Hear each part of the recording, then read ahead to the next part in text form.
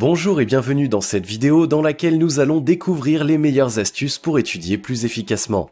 Malgré les efforts et la bonne volonté dont on fait preuve, il n'est pas toujours facile d'apprendre ses leçons, de retenir des pages et des pages de cours, de données, de dates, de formules, etc. Plus encore, face à de nombreuses informations à retenir, on perd peu à peu toute motivation, ce qui peut être compréhensible. Mais étudier, apprendre ses leçons, mémoriser ses cours fait en réalité appel à bien des mécanismes psychiques et cérébraux différents quand de nombreux facteurs influent sur votre manière d'étudier.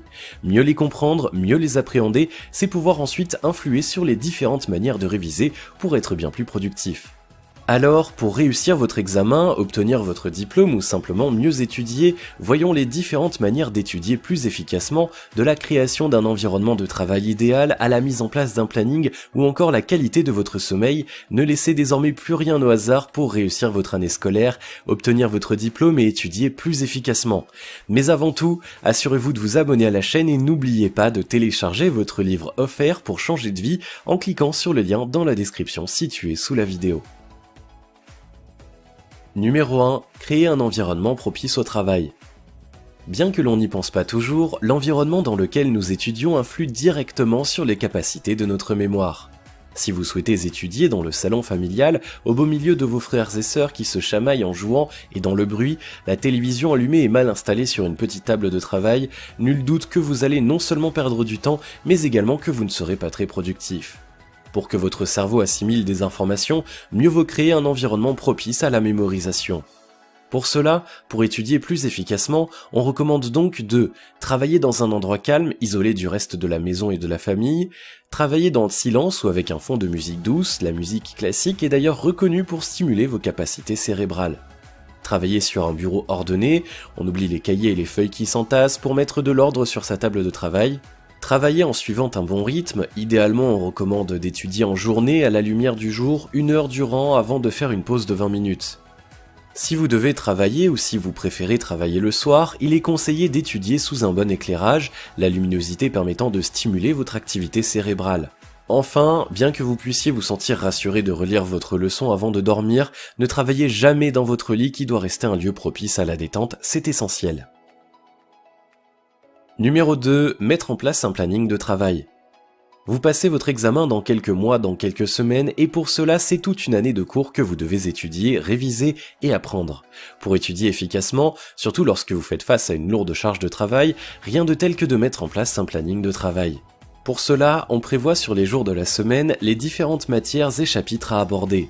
On met également en place des plages horaires réservées aux études et d'autres pour se détendre.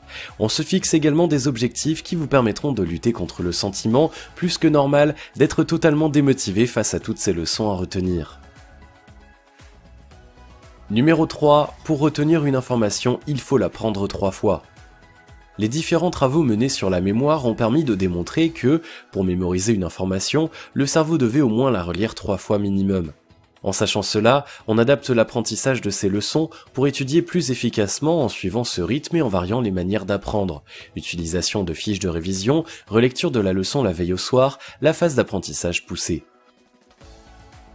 Numéro 4. S'approprier ses leçons.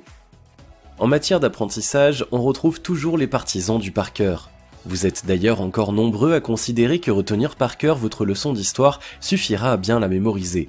En réalité, pour étudier plus efficacement, il est essentiel de s'approprier le contenu du cours et de la leçon. Pour cela, il y a bien des manières de procéder, notamment la création d'une fiche de révision, la création d'une histoire autour de votre leçon, raconter la leçon à quelqu'un, ou encore créer des schémas pour retenir votre leçon. Numéro 5. Vous êtes pleinement concentré 20 minutes par heure. Pour étudier plus efficacement, mieux vaut apprendre à comprendre comment notre cerveau fonctionne. Si vous pensez être efficace en restant assis devant vos leçons 4 heures d'affilée, nous sommes désolés de vous apprendre qu'en réalité, dans ces conditions, vous êtes peu productif. D'après les études réalisées sur notre concentration, sur 1 heure, nous sommes pleinement actifs 20 minutes. En prendre conscience, c'est pouvoir étudier d'une nouvelle manière. Ainsi, pourquoi ne pas utiliser un minuteur, le régler sur 20 à 25 minutes et vous concentrer pleinement sur une leçon durant ce temps avant de faire une pause de 2 minutes et de passer à la leçon suivante. Numéro 6. Varier les sujets d'études pour être plus efficace. Pour votre diplôme, vous devez réviser vos leçons d'économie, de philosophie, les notions de psychologie ou encore les bases de la physique. Face à une telle charge de travail, nombreux sont ceux qui choisissent de se concentrer sur une matière à la fois. Or, pour étudier plus efficacement, c'est primordial de varier les sujets et les leçons.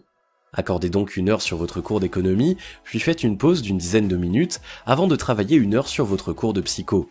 De cette manière, vous retenez bien mieux les différentes informations et vous évitez de vous démoraliser. Numéro 7. Apprendre vos leçons de différentes manières. Pour étudier, nous avons toutes et tous nos habitudes.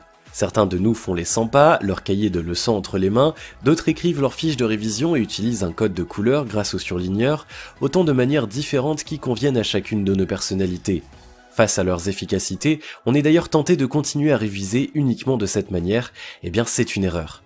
Car en réalité, d'après les différentes recherches réalisées en variant les conditions d'apprentissage, vous obligez votre cerveau à être non seulement plus attentif, mais vous inscrivez également l'information dans différentes zones de votre mémoire, ce qui permet une étude plus efficace.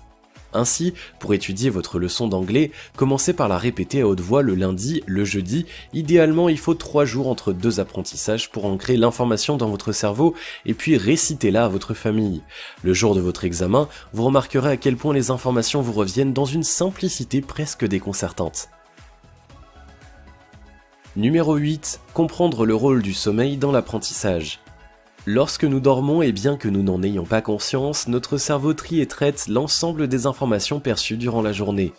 Ainsi, les neuroscientifiques insistent sur le rôle joué par le sommeil dans l'apprentissage, plus particulièrement lors de la phase de répétition et de consolidation. Dans cette optique, pour étudier efficacement et contrairement au stéréotype de l'étudiant qui travaille toute la nuit avant de se rendre à son examen le lendemain matin, on privilégie une bonne nuit de sommeil et si besoin est, on n'hésite pas à faire quelques siestes lors des journées de révision.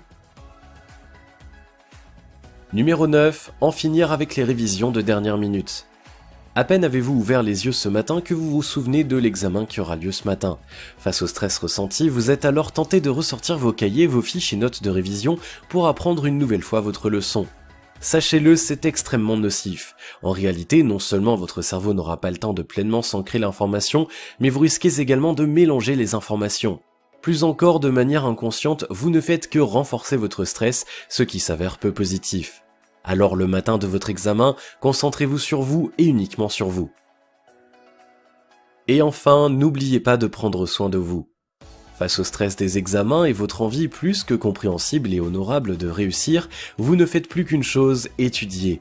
Et cela fait des jours, des semaines que cela dure. Oubliant la demi-mesure, vous passez vos journées enfermées dans votre chambre à apprendre et potasser les leçons. Puisque vous êtes stressé, vous dormez mal, vous mangez mal et vous ne vous aérez pas. Rien de plus mauvais, de plus nocif à un bon apprentissage. En réalité, pour étudier efficacement, prendre soin de soi, c'est essentiel. Cela inclut aussi bien l'idée de prendre des repas équilibrés, un conseil, consommer des oméga 3, ils sont reconnus pour fortifier la mémoire, mais également d'avoir un bon rythme de vie.